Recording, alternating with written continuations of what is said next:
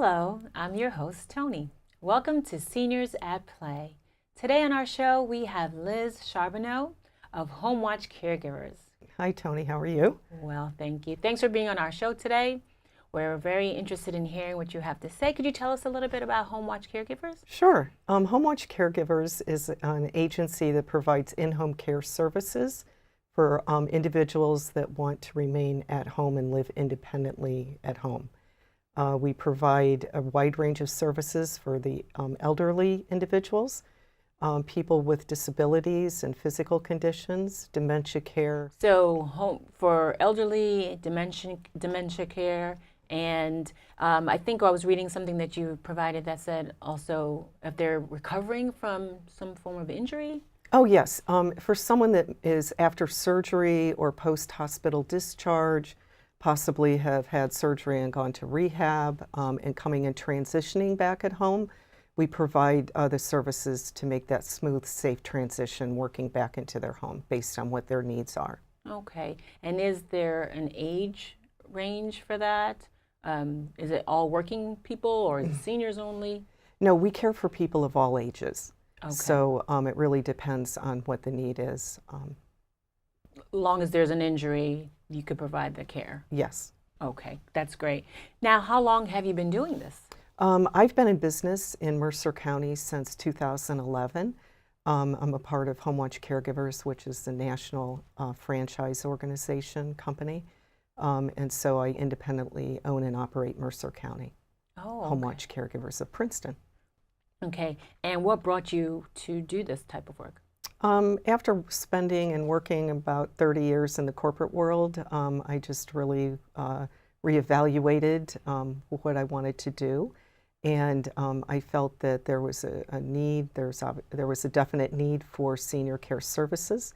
And it was an area that I'd had some experience in working with my parents, my aging parents, and had a real passion for learning more about it and becoming involved in this particular area. Gotcha. Now, in doing this type of work, do you find you have challenges? And if so, what are those challenges? The biggest challenge would be identifying enough caregivers to meet the demand of the need on the part of our client base. Okay, so that's your biggest challenge, Mm-hmm. identifying them. And where would you find them or identify them? Well, first of all caregivers that work with seniors and provide what's considered hands-on care must be a certified home health aide. So they must have a current license through the Board of Nursing and have that licensure. So that's the first group of people that we work with in identifying. And then it's outreaching through recruiting efforts within the community and within the geographic area that we serve to outreach and recruit individuals with that license, then to interview and work with them to determine if they're a good fit for our business. Gotcha. And then once you find them and they're a good fit and they fit the profile that you're looking for, they go into the homes? Is that the processing? You and the employees go into the homes of the seniors? Yes. Or they're recovering? Right. Okay. But once they're identified and once they're hired, we do require that they complete an orientation program and a training program prior to placement in a client's home and working with us. And during that particular session, there's clinical training and supervision. There's also a review of different in-service units that they're required to participate in. Gotcha. And then say they're employees, what's the processing? Do they go into the homes for an hour, 2 hours? What's the normal work look like? A typical schedule for working in a home would be at a minimum 3 hours for a shift and as much as 24 hours. So in terms of a client, so a caregiver might work as few as 3 hours with one client or as great as 12 hours with a client on a given shift. Typically it's taking place in their home, wherever their home is. So somebody might be living in a senior community. They might be living in a facility in an independent apartment, and we would be working with them in that type of within their home environment. Wherever they live. wherever Okay. they live. Yeah. And then the processing, if you could just paint a picture for our audience, what are some of the things that they do as far as the care goes? Okay. Without being too graphic. Well, we provide a range of services in a very broad continuum. So it can range from everything from meal preparation, laundry, linen changes, grocery shopping, light housekeeping, all the way through the continuum if a client requires assistance with their ADLs, and that would be the activities of daily living. That includes bathing, dressing, ambulation, assistance with transfers, possibly from bed to a walker, to a wheelchair, that type of transferring, incontinence care, feeding, and I think that's basically the 6 ADLs. So that's the range that we go through. That's considered the home care range of services. Okay. Gotcha. And today, just wanted to mention our theme. I thank you for painting that picture for the audience. Our theme today is the senior Summer safety. Senior summer safety. So that's awesome that you wanted to bring that to everyone's attention so that we could be aware of these things in the summer. Now, you said there's how many points? 5 points to discuss? Right. And so one of the really important things as we work into and move into the summer season is an awareness of the types of things that individuals, that seniors need to really pay attention to in terms of summer safety. Okay. And there's really basically 5 areas of focus that I think are simple and basic, but they definitely will keep an individual safe. So I think maybe the first thing to mention is that it's really important for anyone, but including seniors, to remain hydrated. Typically, someone of an elder age will not hydrate as easily as someone that is younger. So it's important to stay aware of the fact that you are intaking enough fluids. So basically, you look at about 8 cups of water, 8 glasses of water, or a sports drink that has electrolytes per day. Okay, so just being aware and maybe measuring that out, pre-measuring it into a few water bottles, or being aware that a standard water bottle might be 16 ounces, so I need to drink 4 of those throughout the day, will allow you to remain hydrated. And basically aware. I mean, a lot of times, as we all do, we get going throughout the day and it's sort of like, oh, I haven't had enough water or fluid. But somebody that becomes dehydrated as a senior, it can lead to medical issues that, if you're dehydrated, confusion and other medical conditions that... Lethargic. Yeah. Okay, so what are some of the signs so that, a caregiver or a family member who has a senior would know to look for? Well, I think less energy, lethargic, change of behavior, just in terms of, example would be if somebody is typically very active and all of a sudden they have no energy and they don't want to participate in the types of activities that they normally would. Okay. They become a little more lethargic. Could even be something as, fever, whatever, but hydration is something that, would be looked at immediately. Okay, and then the second? Okay, would be to really stay cool. Understand that when there are heat advisories that are posted, you're reading them on your computer, online, the Weather Channel, whatever, take them seriously. Very important to remain in air conditioning when possible.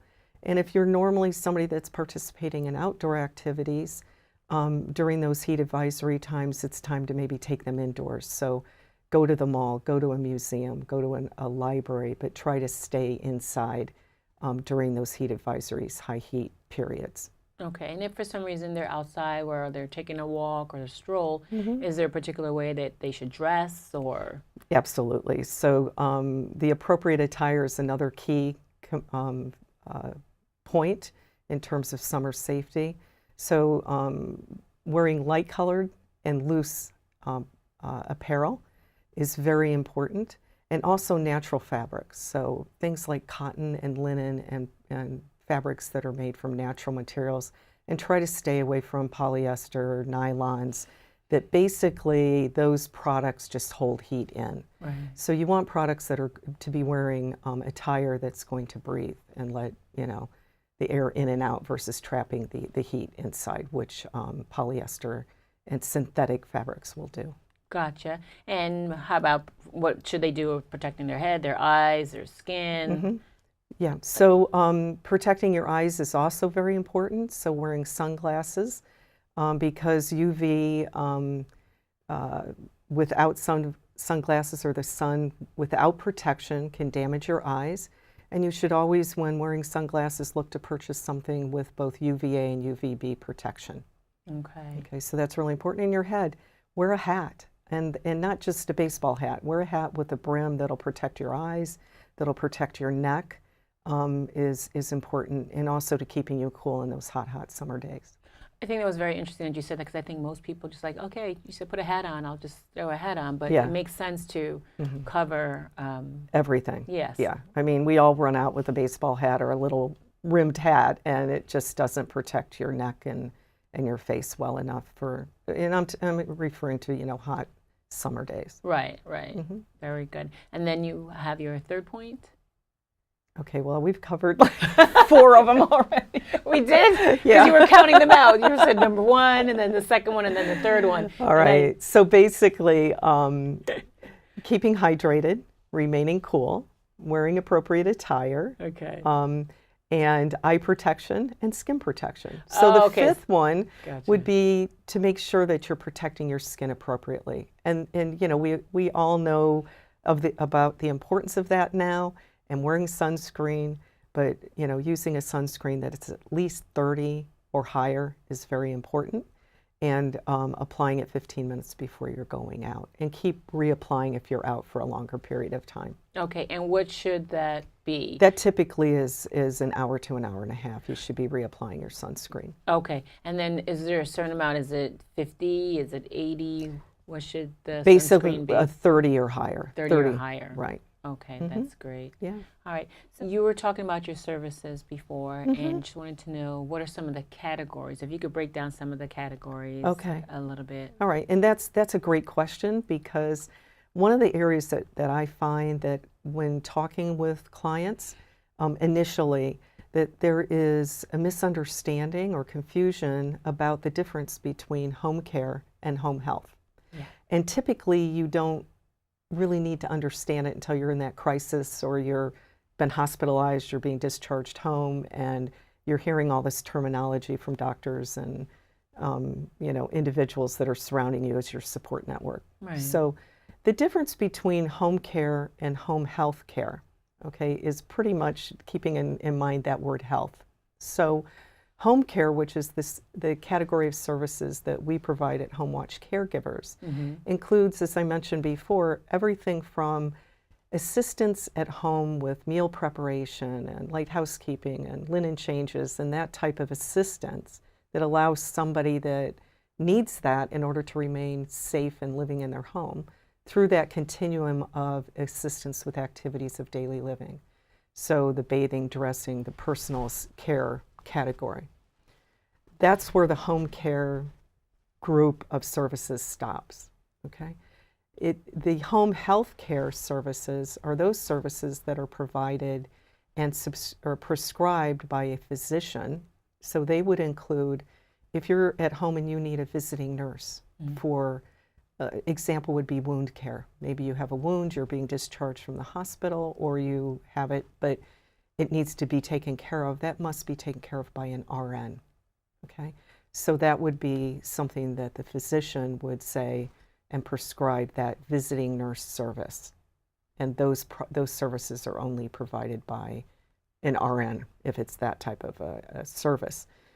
Physical therapy, occupational therapy, all of those types of things fall under what's considered home health care. Okay, and they're provided by, again, a prescription that's written by a physician and then delivered by a skilled home health care agency.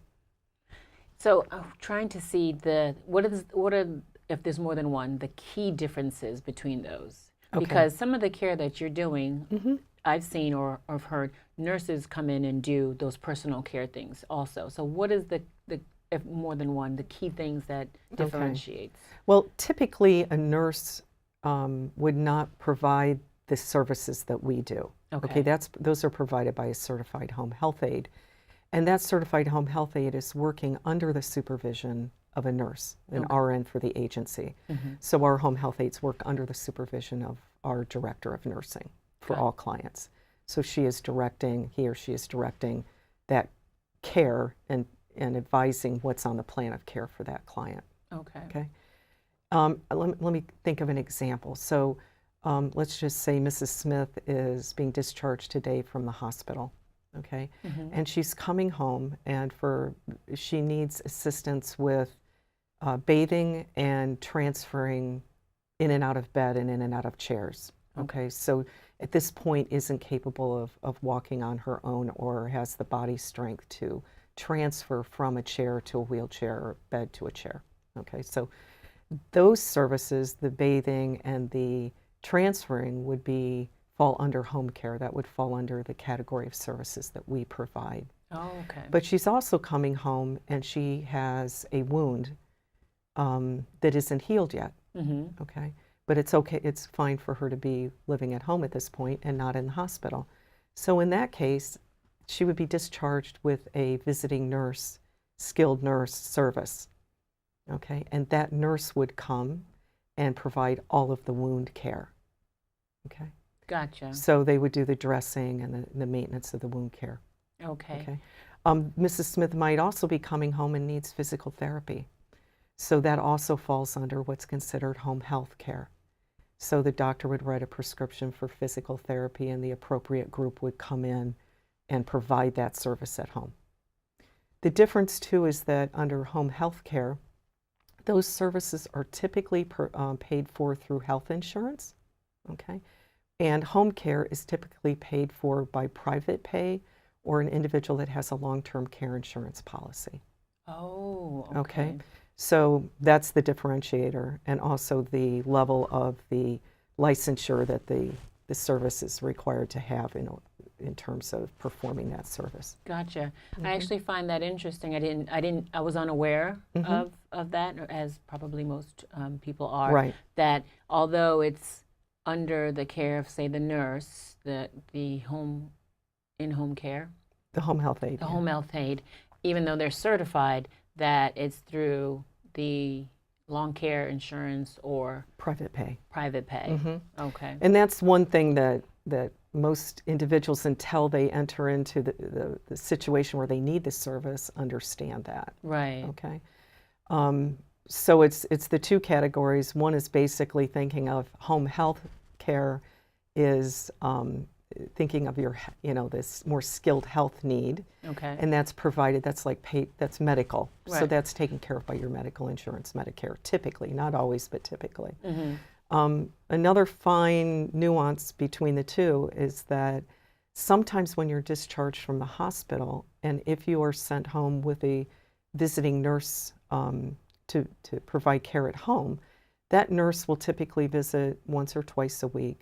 And sometimes you will qualify to have a home health aide under their service for about an hour a day for a few days a week for a few weeks. If that is part of what you qualify for, that is paid for by the insurance. Gotcha. Okay, so that would be a Medicare covered scenario. Okay. So home care, home health care. Okay. So it's the word health in there that makes it. Yeah. In home health care, when you hear the term skilled, right. Okay, that means it's an RN, a physical therapist, an occupational therapist, a very skilled service that can be delivered in the home, doesn't have to be delivered in the hospital, okay? Gotcha. Can be delivered at home, and it's under the prescription and supervision of the physician, then delegating it down through the home health service. Gotcha. Okay. And so you had said earlier that you have been doing this since 2011. Yes, correct? here in Mercer County. Here in Mercer County. Were you doing it somewhere else before or in the interim of your For your about parents? 2 years in Monmouth County. Okay. As well, Homewatch. Gotcha. And you yourself, do you have that certification, or are you a nurse? You sound almost like a nurse to me. No, I'm not a nurse. I'm the business owner. Okay. So I am a certified senior advisor, and that's a designation that I received through taking that certification course. So what a certified senior advisor is someone that has a good understanding and knowledge base of all of the categories and services that a senior would possibly need assistance with, and not an expert in any of those areas, but having the knowledge base to know, have an understanding, and then an ability to refer out and know where to take that and refer that particular individual. So example would be if I had a client who needed care management through a licensed clinical social worker, then I would recognize that through the conversation and then say, well, we need to connect you with this individual that can assist you with your need. Gotcha. Okay. Now, being that it sounds like a partnership with the home health care or the medical professionals, do you go to events or workshops or something like that where you both share the same space and right? And well, time? there are networking organizations, and typically, just through working in this particular area, there are relationships that you build with individuals of all the different services, and we all work very well together and refer back and forth depending on specific client need. Gotcha. Okay, and then tying back in our theme with the summer, what would you like for our audience to know as far as going out to these various events? Because there'll be all type of events going on all throughout the summer. If they are outside, is there amount of time that you think they should be outside where you could be a little bit more specific? And then also, when should they be, drinking it while they're outside, before they're outside, and when they come back in? Well, I think basically to hydrate, it should just be taking place throughout the day. Just try to even it all out so that you're not getting to 4 o'clock in the afternoon and trying to drink 8 cups of water at one time, because that's not really healthy for you either. And depending on, I think it's fairly individual in terms of what your ability is and your health situation in terms of how long you can stay outside, but having a clear understanding of what that is. So I'd hate to just paint something that says everybody of this age bracket can only stay outside for an hour. I think it's really making sure that depending on your current medical situation and condition and overall health, that you have an understanding of what you can tolerate and not tolerate. I mean, for example, someone with a heart condition, they're, depending on the severity of it, they're probably not going to be staying outside in a high heat for very long periods of time, okay? Where someone without that condition might be able to, sustain it because they're in great shape and they run, half marathons or whatever. So It's very individual, but it's really being honest with yourself and having a clear understanding of what your limitations are. Right. And then it also probably poses a challenge too if they're on certain medications for certain ailments. Some of them you cannot be in the sun at all, so they have to pay attention to those things as well. And if you know of someone that is, they're struggling with understanding what their limitations are, or maybe they have a cognitive impairment and their judgment isn't necessarily great at that point, don't hesitate to try to assist in a kind and gentle way to, work with them to maybe have a, keep an eye on them and help them. Right. Gotcha. Now, some of the other things you do, we love having you on the show and informing everyone. If someone wanted to work with you or work for your organization, could you go into the steps that they would need to take? Okay. Well, the first thing would be to basically give us a call at our office, and we'll have a discussion over the phone to determine if the basic qualifications are there. Example would be that if somebody doesn't have the licensure that we require, that's required by the state, then we can't hire them. So we wouldn't want to take them through an interview process and then say, oops, you don't have your license. Okay, so we would have a conversation about making sure the minimum requirements are there, and then we would schedule a time for a couple-hour period of meet and greet and interview and within the office with the different staff members, and then we would take it from there. Now, got you. Now, what if they didn't have the licensure, the certification, but they had the passion to help and assist? Then we would want to have a conversation with them, because we can assist them if they have the passion and they would like to participate and move to the next step of getting home health aid licensure. We, in many cases, provide individuals with lists of schools and suggested recommendations based on where they live, and explain to them how many hours and what the costs are and try to direct them to the resources. We also do have some positions that are non-licensed requirements. So example would be if we have clients that just need transportation or grocery shopping or things that don't require assistance with activities of daily living, and it's purely that type of service, then we do have employees that are not certified home health aides that provide those services for that unique set of clients. Gotcha. Okay. Gotcha. And then now, for those who are listening and watching, and they have parents or a family member or friends that need your services, what do they need to do? Basically, make a phone call to us or visit our website at homewatchcaregivers.com, Princeton, and they could submit a request for someone to reach out to them, or a phone call, and we'll have that initial discussion. And typically what we do is have initial phone discussion to determine if, answer questions. Many times people are in a very preliminary phase. They're not ready for services, or the care isn't needed within the next week per se. Gotcha. So they're in a fact-finding mode, and we love to talk to anyone in that situation and try to assist them to have a good understanding of what this whole category entails, and what, just as we've talked today about home health versus home care, and what the particular services are that are available for individuals that want to remain at home. And then the next step would be to meet with them in their home and get to know one another, because the most important part of working with an agency is that the client and the agency, the members of those two groups, have a good understanding and can develop a good working relationship, because that's the key. So we always have that meeting first, because that's a very important part. And then if they want to engage in our services, the next step is prior to starting care, our nurse would complete an assessment and create the plan of care for the client, and then introduce and supervise the home health aide that will be working with that client. Okay, so you do have a nurse on staff? Yes, all agencies are required to have a nurse, director of nursing. Gotcha. Okay. A home health aide works under the supervision of an RN, and that licensure can only work under that supervision. Gotcha. So they're all state regulations. New Jersey is a very highly regulated state, and it's excellent. It's for the protection of the consumer and the employee.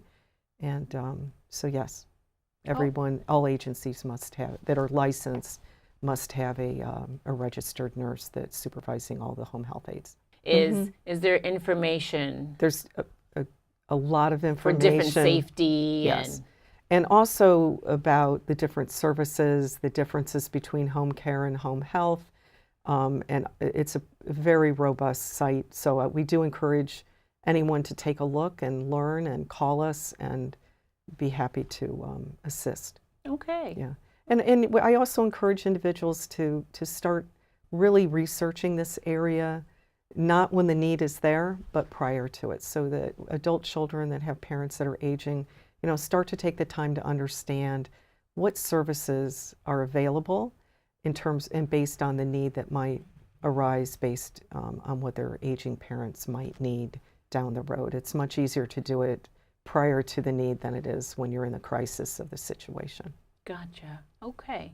Well, this is it for our show today. Again, my name is Tony, your host. Thank you very much. Thank you, Tony. Today. It was a pleasure to be with you. Pleasure Thanks. having you. Thanks.